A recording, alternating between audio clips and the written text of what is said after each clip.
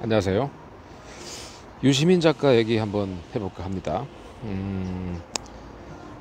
유시민 씨가 지금 검찰하고 검찰 조사에 들어갔죠. 검찰이 며칠 전에 그 입장문을 발표를 했어요. 어떤 내용인고 하니 유시민 작가가 10월 22일 유튜브 알릴레오 방송에서 검찰총장이 조국 장관 지명 전 청와대 부적격 의견을 개진하고 면담 요청을 하였으며 지명 전인 8월 초부터 조국 일가를 내사하였다고 주장을 했다고 합니다. 이것에 대해서 대검 검찰에서는 이렇게 얘기하고 있어요. 유 작가의 주장은 허위 사실이다. 유 작가는 검찰에서 10월 2일자 언론 발표 및 국감 증언을 통해 허위 사실임을 여러 차례 밝혔음에도 이런 주장을 반복하고 있는 바 어떤 근거로 이런 허위 주장을 계속하는지 명확히 밝혀줄 것을 요청했다. 그렇습니다. 이를 요청을 했죠. 근데 응답하지 않았어요. 두 번째, 유 작가가 이제 한 얘기죠. 검찰총장이 부하들에게 속고 있다 라는 취지로 알릴레오에서 주장을 했다고 합니다.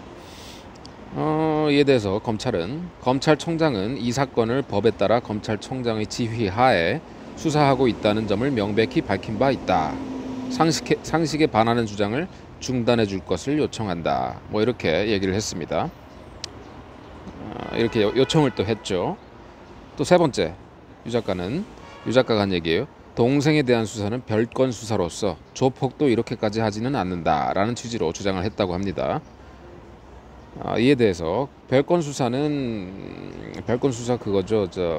별건 수사가 있고 별도 수사가 있습니다.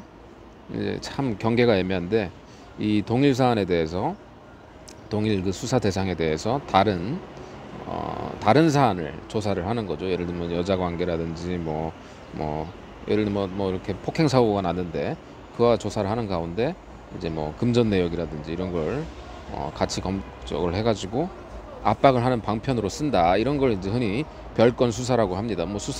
검찰 수사의 어떤 기법일 수도 있고 한데 이거에 대해서 이제 부정적 여론이 있고 이러면 안 된다. 이런 취지의 어떤 그 공론이 있는 것 같아요.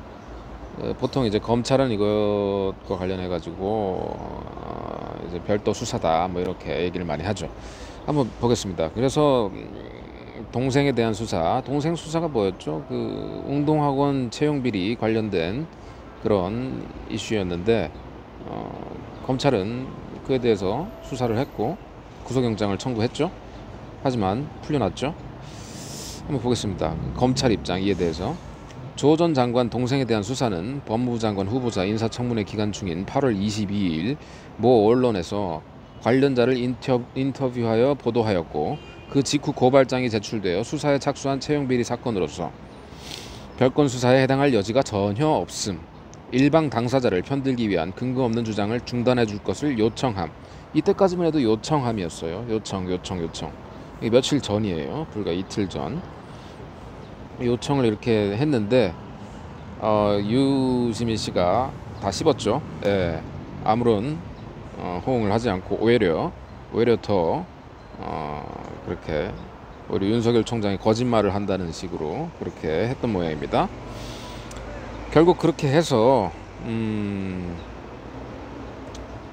검찰 조사 대상이 되었죠.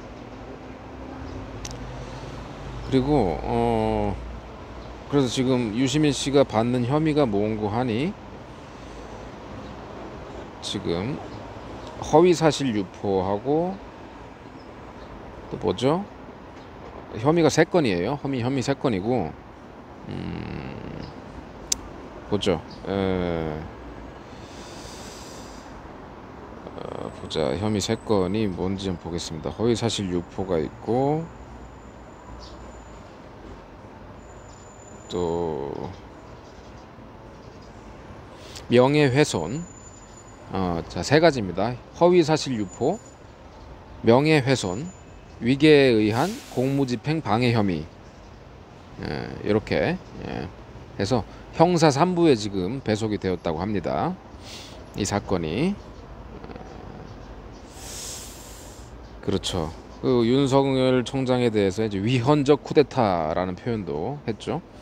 지금 검찰 입장에서는 굉장히 유시민 씨를 존중해서 그 부탁을 하고 요청을 하고 당부를 했어요. 하지만 유시민 씨는 전혀 호응하지 않고 계속 이렇게 있다가 결국에는 검찰이 조치를 취한 것으로 보입니다.